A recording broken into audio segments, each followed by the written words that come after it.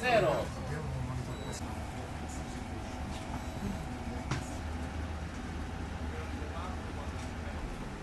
Dite via 1, 3, 3.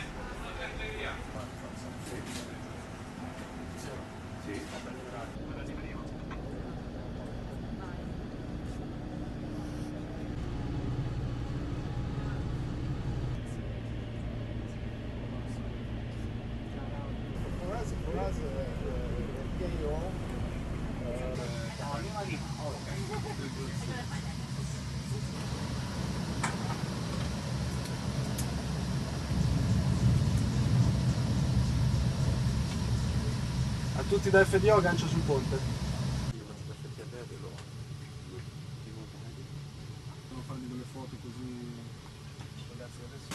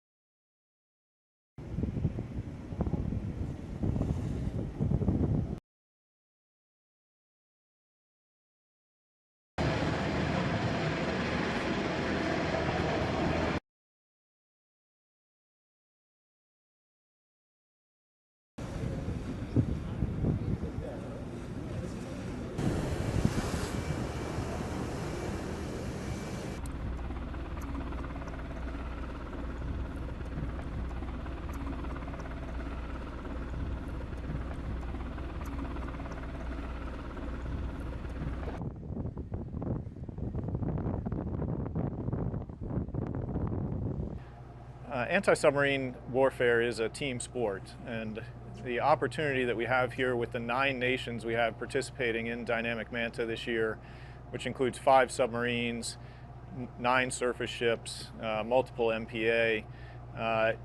Anti-submarine warfare, being a team sport, requires all of those platforms to operate at their highest end of capability, and then not only individually to be operating at that capability, but to integrate those teams across all those warfare disciplines, whether it's aviation, surface, and submarine. And in this case, most of that will happen under the command of Rear Admiral Scott Sciaretta, who is the commander of our standing NATO Maritime Group 2 here in the Mediterranean. Submarines have always, since their inception, been an asymmetric type threat. And we do know that to counter that asymmetric threat, we have very capable forces between, again, our air, surface, and submarines. So NATO is ready to counter that threat. This practice will further refine those skills in everything from well-controlled individual platform training all the way up through fully integrated operations amongst all of the forces as we progress over the next 2 weeks. From the beginning, submarines have been asymmetrical.